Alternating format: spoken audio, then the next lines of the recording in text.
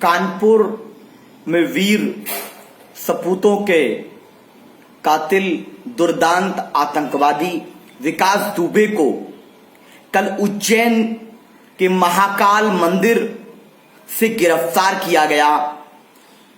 उसमें उत्तर प्रदेश पुलिस तमाम नाकाबंदी के बावजूद या क्या कारण थे वो गिरफ्तार करने में पूरी तरह से नाकाम साबित हुई, जिसमें उज्जैन पुलिस ने गिरफ्तार किया। और एक जानकारी के मुताबिक जहां से गिरफ्तारी हुई वहां कल ही वहां के इंस्पेक्टर को चेंज किया गया था वहां की जगह को, और सुबह 8 बजे गिरफ्तारी हो गई एक लेटर के मुताबिक। तो ये सवालिया निशान। उसके बाद खेल शुरू होता है तब कि एक दुर्दांत आतंकवादी को उज्जैन से उत्तर प्रदेश एसटीएफ के हवाले किया गया और लाया जा रहा था। और सुबह जब हम उठे तो जानकारी प्राप्त हुई कि गाड़ी पलट गई, उसने भागने का प्रयास किया और मार दिया। इसमें सवाल यह पैदा होता है कि क्या गाड़ी पलटी या गाड़ी पलटकर सरकार पलटने से बचा ली गई, कि इसके पीछे इसके साथ जिनके संबंध थे वो बड़े बड़े नेता और आला अधिकारियों से संबंध तो नहीं थे। ये सवालिया निशान है। और जब यही करना है तो फिर अदालतों की जरूरत क्या है, तमाम जजेस की जरूरत क्या है, पुलिस स्टेट बनाना क्या कहां तक सही है। एक दुर्दांत आतंकवादी पकड़ा गया तो उसकी जांच होना अनिवार्य था। और यह कहा गया कि जब गाड़ी पलटी तो घायल पुलिस वाले से पिस्टल छीन रहा था। यह सवाल पैदा होता है कि एक इतने बड़े आतंकवादी को, जिसने बहादुर 8 पुलिस वालों शहीद किया हो, उसको खुले हाथ ला रहे थे, उसके हाथ पैर जकड़कर बेड़ियों में क्यों नहीं ला रहे थे। गलती नंबर 1। गलती नंबर 2, जब वो 2 होमगार्ड उसको पकड़ लिए वहां पर उज्जैन में, तो यहां पूरी पुलिस लगाकर उसको जिंदा क्यों नहीं पकड़ पाई। क्या इसीलिए कि इसके संबंध बड़े बड़े राजनेताओं से हैं, बड़े बड़े आला अधिकारियों से हैं। अगर न्यायिक जांच होती, मामला अदालत में जाता, निष्पक्ष जांच होती, तो हमारी देश की अदालत, जिस पर हमें संपूर्ण विश्वास है, वो ऐसी पोल खोल देती कि उसमें इस दुर्दांत आतंकी के गुर्गे, इससे संबंध रखने वाले, इसकी मदद रखने वाले वो तमाम नेता एवं आला अधिकारी भी फंस जाते और जनता के सामने सच आ जाता।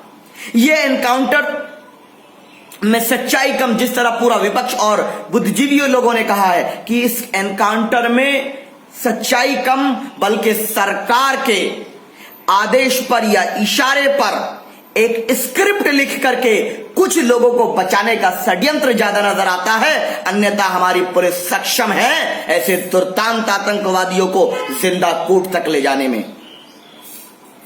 जो 8 पुलिस वालों को मार दिया था, शहीद कर दिया था, वो पहले तो पकड़ा गया 2 कांस्टेबलों 4 कांस्टेबल के जरिए, लेकिन जब लाया जा रहा था तो हाथ खुले थे उसके, एक गाड़ी में अच्छे से ला रहे थे। क्यों हाथ पैर बांध कर क्यों नहीं लाया जा रहा था। पिस्टल छीन ली, क्या हाथ में गोली मारकर पिस्टल नहीं छीनी जा सकती।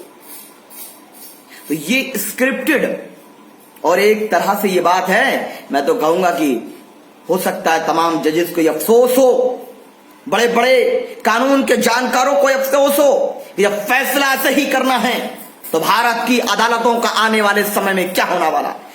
निश्चित दुर्दांत अपराधी आतंकियों को उनके किए का सजा जरूर मिलनी चाहिए, लेकिन उन आतंकवादियों को सपोर्ट करने वाले, उनका समर्थन करने वाले, उनका सहयोग करने वाले, उनको जन्म देने वाले उन नेताओं एवं आला अधिकारियों का बचना भी समाज के लिए जहर है, क्योंकि वो लोग ही जिम्मेदार हैं इस आतंक के, जो पनपाते हैं, सहयोग करते हैं राजनीतिक लाभ के लिए ऐसे लोगों का।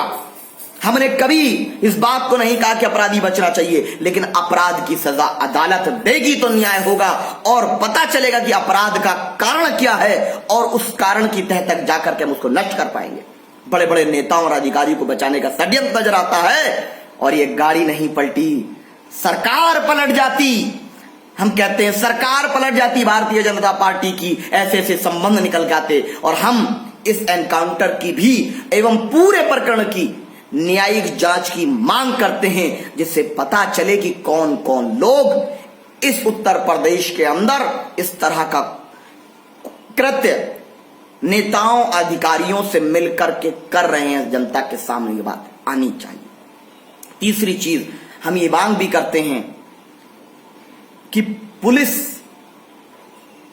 स्टेट के संबंध में कल मीटिंग होती है और डायरेक्ट ये चीजें हैं, स्क्रिप्टेड चीजों को लेकर के भी जांच हो कि देश पुलिस स्टेट नहीं बनना चाहिए, पुलिस स्टेट नहीं बनना चाहिए। हम भारत है और हमारे पास अदालतें हैं, अदालतें न्याय करने के लिए सक्षम हैं। पुलिस को अपना काम करना चाहिए, किसी के दबाव में नहीं करना चाहिए। यह एनकाउंटर किसी खेल से ज्यादा नजर नहीं आता और इसको सब हर कोई समझ रहा है, तमाम विपक्षी नेता। ये कोई ऐसा नहीं है कि शायद आप चाहने पे सवाल कर रहा, नहीं, भारत के नागरिक सवाल कर रहे हैं, तमाम विपक्ष के लोग सवाल कर रहे हैं कि ये कैसे मुमकिन हुआ। अगर हुआ तो ये भी सरकार की नाकामी है, ये भी लॉ एंड ऑर्डर की नाकामी है। उत्तर प्रदेश राक्षस राज बन चुका है, जहां पर बहन बेटियों की इज्जत सुरक्षित नहीं है, आतंकी भाग जाते हैं, हम पकड़ ही नहीं पाते हैं। तीसरी तरफ जो मासूम प्रोटेस्टर्स हैं उनको हम लोग पकड़ लेते हैं, चाहे शर्जील उस्मानी हो चाहे कोई, ठीक है, हम लोग किसी भी अपराधी के समर्थन में हरगिज नहीं हो सकते, लेकिन ये सब चीज नहीं होना चाहिए। हम न्यायिक जांच की मांग करते हैं और मुख्यमंत्री जी के इस्तीफे की मांग करते हैं, क्योंकि मुख्यमंत्री जी, योगी जी, आपकी सरकार पूरी तरह से नाकाम साबित हुई है। और फिर लॉकडाउन लगा देना, ये क्या है, ये बहुत बड़ा सवालिया निशान है। मैं जनता से ये अनुरोध करूंगा कि ये तय कर लें कि 2022 में हम उत्तर प्रदेश के अंदर न्याय का राजकारण करने वाली सरकार बनाएंगे एवं ऐसी सरकारों को जो जन विरोधी हैं, गरीब विरोधी हैं, महिला विरोधी हैं, न्याय विरोधी हैं, अमन विरोधी हैं, उन सबको हटाने का कार्य करेंगे।